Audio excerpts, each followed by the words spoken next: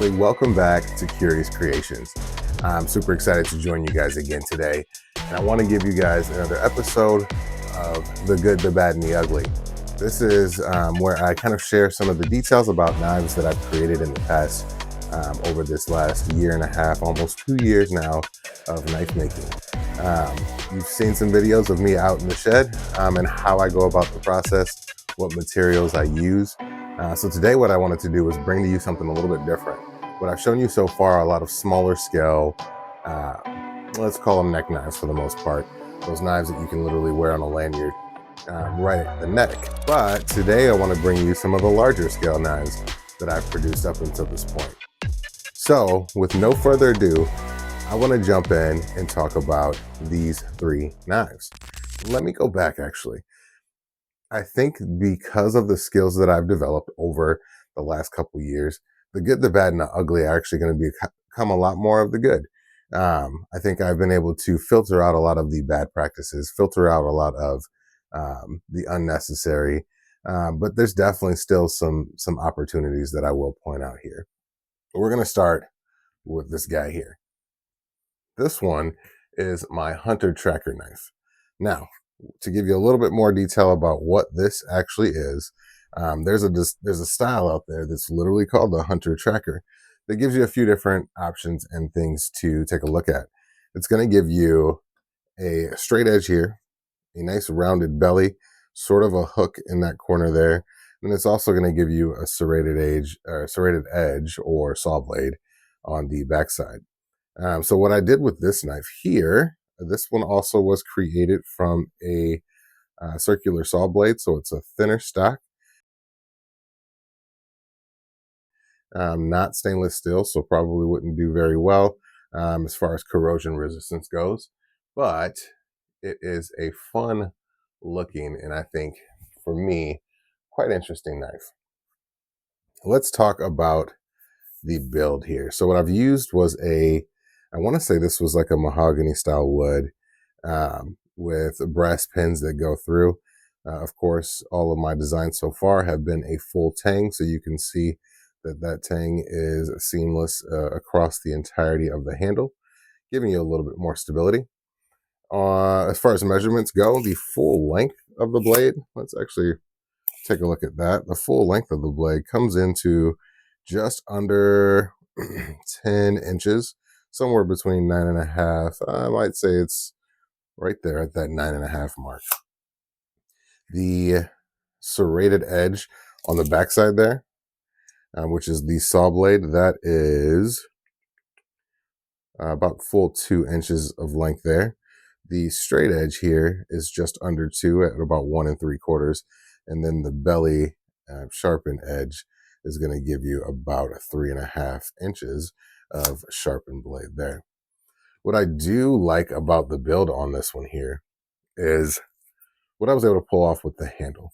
For my hand and the size of my hand, this is incredibly comfortable.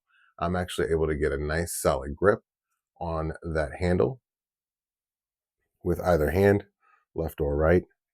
And I feel pretty confident that this isn't going anywhere. So I've got the ability to slash and chop.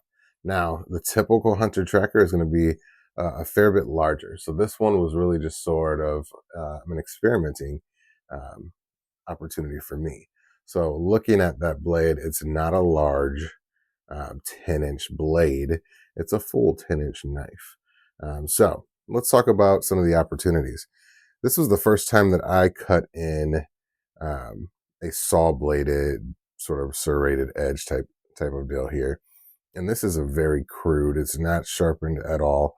I just put these in at a slight angle, and you can see that there's some chipping away and there's a lot of inconsistencies in there. So again, this is the very first time that I did that. But I am proud on the backside of the jimping there, so that I actually do have a nice firm grip when pushing through. The blade edge is sharp, not one of my sharpest knives, but it definitely gets the job done. And the point does come to a dull point so that it's not too dangerous. It's really not a jabbing style knife, much more of a chopping and slicing. What would you see a hunter tracker knife used for? This is going to be the design, at least the style. I don't think that I would use this knife for that case, but this might be for processing anything that you may have come down with hunting. If you're processing meat, tearing down and butchering, this would be a tool for that. If you're out in the wild, this could be a slashing sort of machete style to get you through shrubs. And then from a camping standpoint, it's just a utility blade to have something to cut cordage and whatever else you might need for that. I don't think you'd process food at a dinner table or um, in any sort of cooking stage with a knife like this. But I think that this one definitely gives me something. I don't know if it just sort of gives me some like hmm vibes where I put together something different. It's out there and it doesn't have the look and feel of most of the knives that I had done up to this point. So it was definitely a challenge to get something out there that was just completely different. But that is my Hunter Tracker knife, and I thought it was a pretty solid build. Moving on to my next knife, I want to go after this guy here. This one gives you more of a kitchen knife vibe.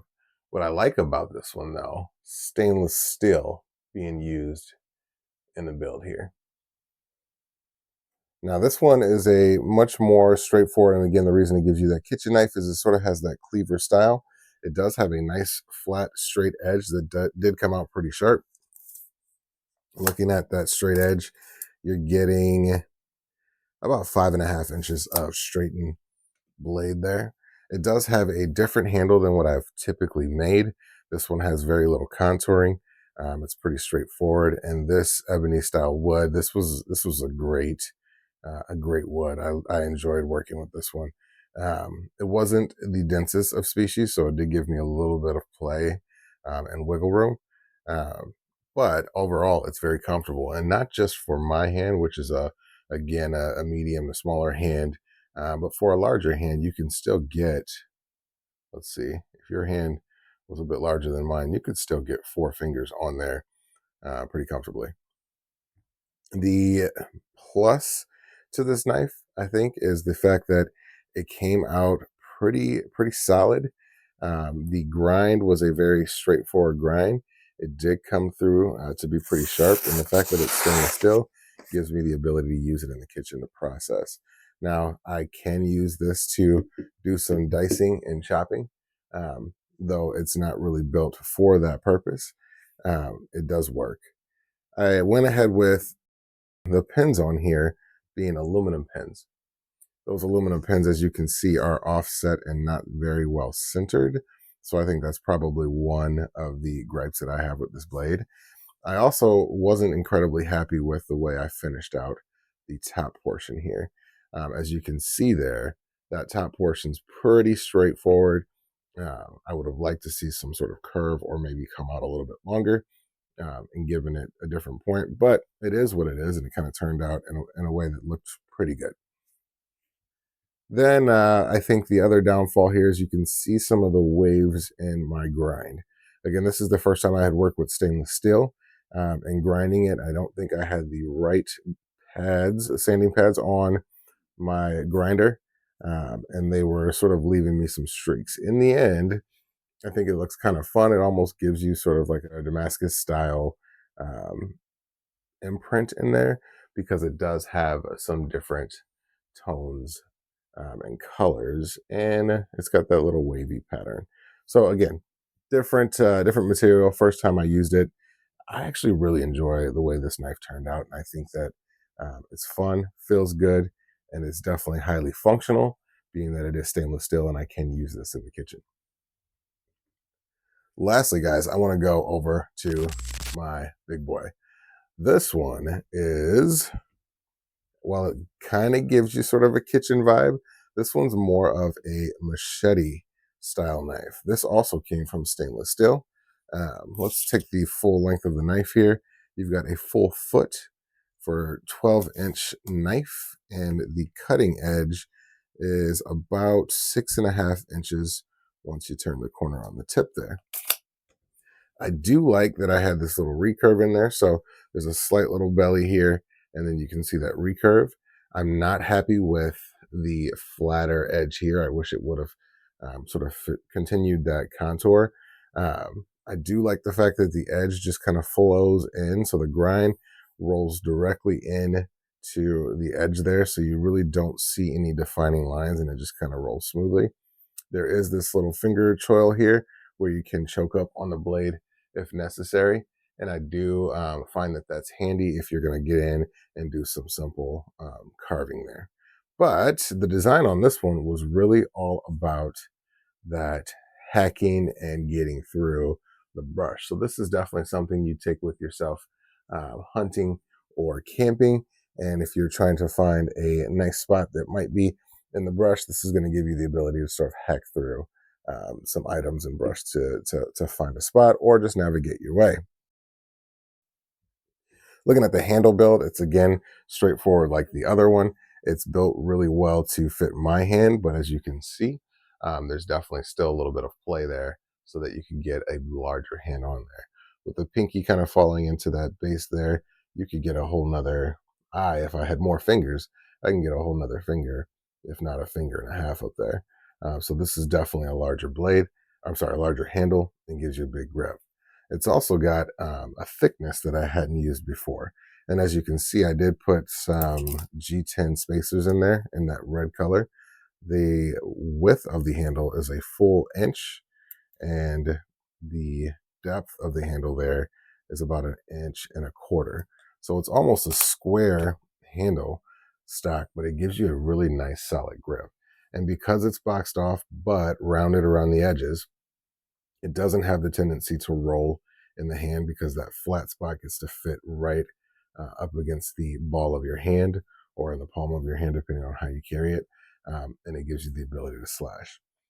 Being that this was going to be one that waxed through brush, I wanted to make sure that it was nice and stable. So I went ahead with 3 brass pins in the handle on this one to make sure that it was nice and secure. What I really honestly do, I really enjoy this blade. I think this is my good of the collection today. It's sharp. It definitely has an edge. It does what I need it to do.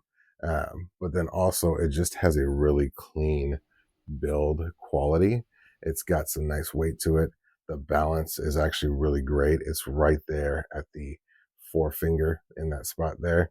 That finger choil is comfortable enough and not tucked into the blade where you can get some minor shavings if you need to, and you can get a little bit more control in there.